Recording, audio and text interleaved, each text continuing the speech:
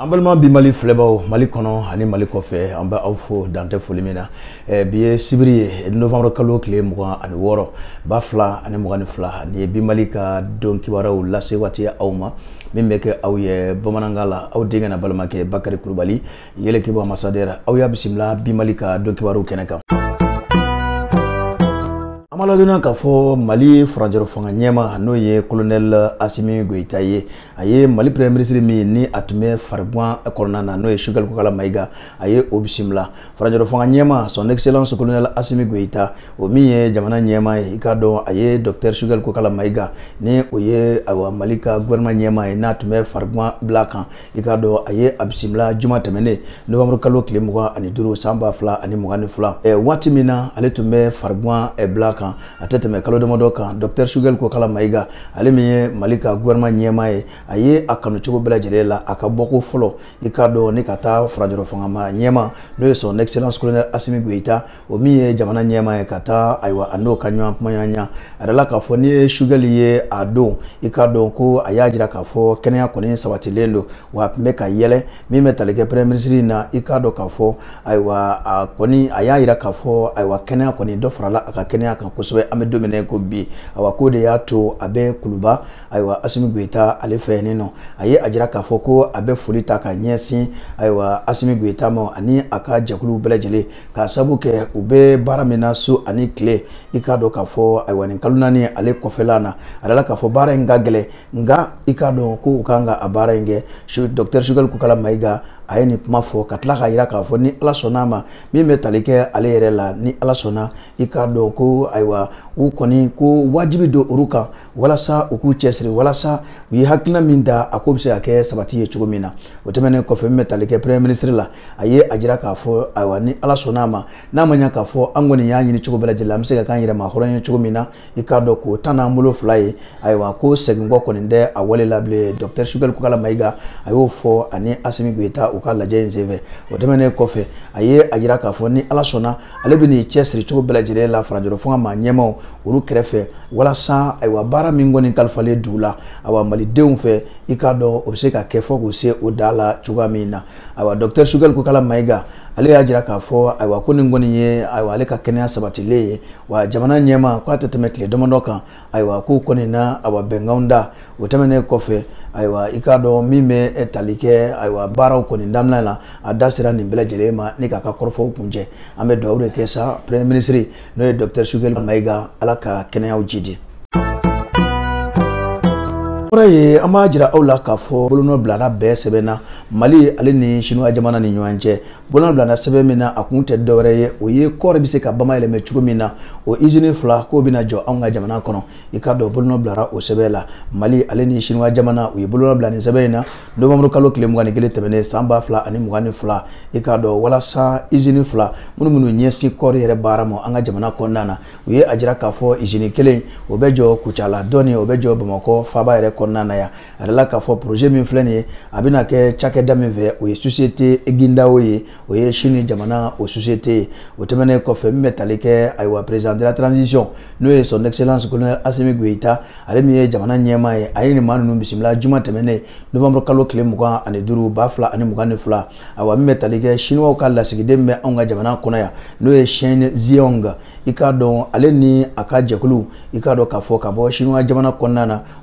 utunana wala sa ni projet ko fole no kana izini flajo onga jamana kono kele mejo kuchala kele mejo bamako ya Mali faba kono wala sa korko ere alibise ka do bala chugumina alala ka fo aywa izini folo mi ni obejo kuchala obena toni obena awa kori toni bamwa ikado ka fo obino yeleme kase ko ke geru ani anywana chamaye o ajini flana mi ni obina job mako konnana ikado ka fo alebina kori ere sa konnana ikado atoni bamwa ni duru abise ko bara san konnana aywa ikado fo kata se toni babinani ani duruma awa korila ayiwa min bɛ tali kɛ ayiwa a directeur général de la campagne n'o ye Mali ta ye min ɲɛsinnen don CMDT kunkanko ma ayiwa docteur Nango Dambele ale de y'o dantigɛliw kɛ yanni a k'a yira k'a fɔ ayiwa ko nin bɛna kɛ sababu ye ayiwa kɔɔri yɛrɛ bamayɛlɛmi an ka jamana kɔnɔna na n'i y'a sigi kɛmɛsigi o kɛmɛsigi i k'a dɔn ko fila na sɔrɔ a la i n'a fɔ tan bɛ se ka sɔrɔ cogo min na o tɛmɛnen kɔfɛ n'i ye a lajɛ ayiwa kɔɔri yɛrɛ bamayɛlɛmi ko cogo la kɛmɛsigi o kɛmɛsigi bi saba ayiwa ko kɔni na bila i k'a dɔn k'a fɔ bunakun dɔ kan min nafa ka bon kosɛbɛ walasa ayiwa kɔɔriko yɛrɛ da bɛ se ka fara a nafa kan cogo min na ka ɲɛsin kɔɔri sɛnɛnaw ma a yirala k'a fɔ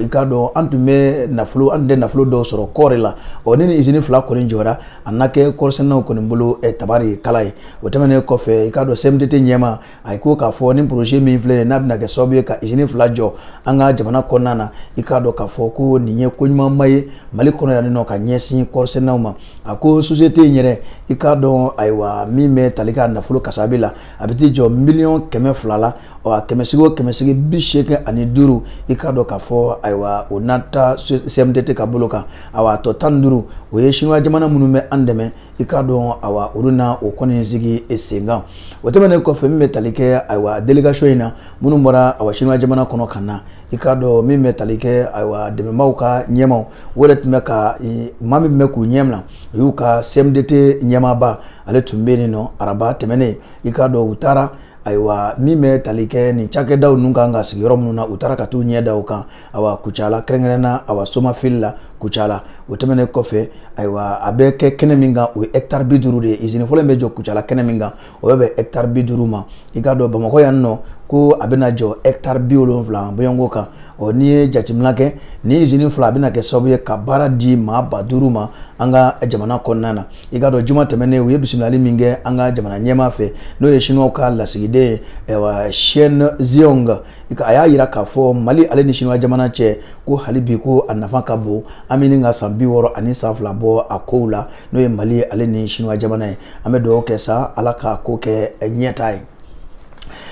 O tɛmɛnen kɔfɛ an bɛ aw ladɔnniya k'a fɔ min bɛ tali kɛ Faranjɔrɔ fanga mara ɲɛmaa na n'o ye colonel Asimi Goïta a ye ayiwa silamɛw ka fara ɲɔgɔn kan jɛkuluba Haut Conseil islamique du Mali i k'a dɔn k'a fɔ a y'olu bisimila nka bisimilali in kɔfɛ ko ŋunuŋunukan dɔ tun bɛ ka kolonkolon k'a yira k'a fɔ k'u ka kuma bolila fɛn min kan o ye Mali ka laïcité ayiwa diinɛ min ka di ye k'i ka don o la k'u ka kuma bolila o kan a ko kɔni i k'a dɔn a ŋunuŋunukan Haut Conseil islamique bɛ jamana in kɔnɔna na o ɲɛmaa n'o ye ayiwa Usumani Madani Sherif Aidara i k'a dɔn ale ma se k'i sigi bolo ma a ko ŋunuŋunukan min ni a bɛ sen nɔ k'a yira k'a fɔ Haut Conseil islamique ayiwa u ni ayiwa président yɛrɛ ye lajɛ min kɛ ko laïcité ko kuma bɔra a la ayiwa diinɛ min ka di ye ka don o la k'u bamana o kuma kan o ŋunuŋunukan min bɛ sen na Sherif Usumani Madani Aidara i k'a dɔn a tun ye mankun nka a kumana k'a yira k'a fɔ ayiwa olu ni président ye lajɛ min kɛ ayiwa ko olu da ma to nin kuma in na u ka hakilina falefale kɔnɔna na Haidara ye a kuma fɔ o la Sherif Usumani Madani Haidara a ye a jira k'a fɔ u ka kumaw bolila fɛn min kan o de ye an bɛ don min na ko bi ayiwa hakilina minnu bɛ ka ta ka ɲɛsin diinɛ ɲɛmaaw ma an ka jamana kɔnɔna na ani Haut Conseil islamique ka u da sera o ma o tɛmɛnen kɔfɛ i n'a fɔ ayiwa min bɛ tali kɛ Conseil national de transition n'o ye CNT ayiwa u tun ye ayiwa i k'a dɔn maa dɔw tɔgɔ fɔ walasa olu bɛ se ka taa o ko la cogo min na ko ɲinɛ kɛra olu ka maa kofɔlenw kɔ ayiwa min bɛ tali kɛ ayiwa jamana yɛrɛ baara cogo la ayiwa k'u tun ye maa dɔw fɔ ko Faranjɔrɔ fanga mara ɲɛmaaw ko ɲinɛna olu ka maaw kɔ ko hakilila jiginna Usumani Sherif Madani Haidara a ma siran cogo si la a ko k'a fɔ ayiwa lajɛba min kɔni kɛra olu fɛ boulevard de l'indépendance la ne o tun y'a sɔrɔ maa dɔ tun ye hakilina dɔ ta ne k'o ɲɛsin ayiwa silamɛw ma ayiwa ko a ye a kuma fɔ yen nɔ k'a fɔ ko Mali Faranjɔrɔ fanga ɲɛmaaw k'u kɔni y'u ban olu tun ye maa minnu tɔgɔ di ayiwa i k'a dɔn ayiwa diinɛma minnu tɔgɔ di walasa olu bɛ se ka don gouvernement na cogo min na ani CNT kɔnɔ cogo min na ayiwa ko u ye olu bila kɛrɛfɛ o la a ye a jira k'a fɔ ko ayiwa a ye hakilina di o kan k'a yira k'a fɔ k'u tɛna u sigi bolo ma o ko la o min bɛ tali kɛ hakilina min tɛmɛna o ni colonel Asimi Goïta cɛ u ka lajɛ kɔnɔna na n'o ye Haut Conseil islamique ɲɛmaa ye Usumani Sherif Madani Haidara ayiwa a ye a jira k'a fɔ ayiwa min bɛ tali kɛ ŋunuŋunu min bɛ sen na ko kalo kɔni don ka d'a kan ko min bɛ tali kɛ jamana ka laïcité la n'o ye diinɛ min ka di ye bɛɛ don o la k'u da ma se o ma o ni jamana ɲɛmaa ka hakili falefale la n'o ye colonel Asimi Goïta ye ayiwa Usumani Madani Haidara a ye i k'a dɔn a kuma nkalontigiya nka a ye min fɔ ayiwa silamɛw yɛrɛ jɛra ka to amunu fo kuru ka do CNT la ani ka do gouvernement la ko tiere la o kera bolo ko fe fenye adatura nu belajelela odemene ko fe ambe awla donia ka fo ay waje banajugu mbenno ni abe wele ko o coronavirus wala sa ko kele fara faraje ka jaguluba mbenni abe wele ko UE no ino européenne oru ko ni awa mlando ko ni bla ikado awa nga kenya ministre minyeso nga kenya ma uye mlando bla oru ka boloka amlan yere musaka betijo sawar million biolo fla ani fla boyongola ka kenya ni aywa coronavirus bana keleli ikado ka fo aywa abolochi no covid-19 yere bolochi uye metalike ino européenne oruka jekulu dotume malikono yanino alamsa temene novembre kalo kleta ani wolofla bafla ani mugani fla ikado mi metalike oye mlado uta ko bla ministre ka buluka ministre mi ni onyesne do aunga kenema ani yiriwa bada wala sa aywa ikado ka fo aywa jachi munu memla buluchi ko yere la kanyesi coronavirus kalalema o jachi bise kamla chugumina anga marabulo do konana ina fo kidal minaka mokti tawdeni ani etomoktu ame do kesa alaka lafiado e banawla awambole ameta ikado anga jamana kokan ekibarawla ame awla donia kafo aywa mi metalike kolwari jamana la majira la kafo jirituru yere obseka do bambano e chugumina ikado aywa kolwari jamana aye musaka soro ikado kafo kabo jien worso ba ro no bank mondiale musaka emiti jo milliard bi kononton ani nanina aywa sefa war la bank mondiale o bla kolwari kaboloka ala kafo jien worso ba no bank mondiale o koni nye milliard bi kononton ani nani sefa war la o yo bla kolwari kaboloka wala sa uka projet mimbe na be wele ko projet d'investissement forestier nuka mako PIFD o bara yere bise o tako flana bara bise ka nya chugumina ikado awasangolo flana na tayin konnana abara nundo na ikado ka fo novembre kalo clé mugani sabate mene bafla ani mugani fla akera au l'auditorium de la primature la no yuka premier ministre de Dagaroy o mamun tuma kene kan ko war fama tokola o ye Laurent Echakba ani Jean-Luc Assi oru ko ni ministre ye munu nyesne do awaji ani pumokolo ke wara mo fokata se esigida lakanalima wala sa kabo awabi dokibaru konnana amajira wala kafo mime talike Emmanuel Macron no e France ka jamana nyema e ikado samba fla ani tanu fla ani ba fla ani mugane fla awa kalafili mingera France konnana ko Emmanuel Macron aye aka kalafili nu yere mangutu bara munungera fe no e campagne on na flow ko ruma soro jele nyala uya ira kafo ko segesegeli do wulle do ako kama ni watula awa ko segesegeli ko ndale ledo awa krengena PNF fe no e parquet national financier kada wale douka awa mi metalike Emmanuel Macron aka yere mangutu bara o kalata munungera France jamana kono samba flantano wolovla samba fla ani mugani fla on na flow ko ruma soro awa saria konnana odela Emmanuel Macron ikado kafo ina fo kibara bajira chugumina awa alamsa temene ni kuna foni dira uka kuna foni disebembe ni abewele ko le journal Le Parisien uruko ni kuma ngoni info aywa amunu meka bimal laje malikono ani malikofe ni me dansigi anga bisiri do kibaro la wa novembre kalo klemuga ani woro bafla ani mugani fla fuli bedi awma amajira awla ka fo aw kana sege aw kana nyine na e janu soro akake ufene ku yereke amago be aw kala dirikauna wala sa aw fono miseka do kibaro jabo chugumina aw be jien yoro amba fu danta fuli mina aw ni che aw kambe watore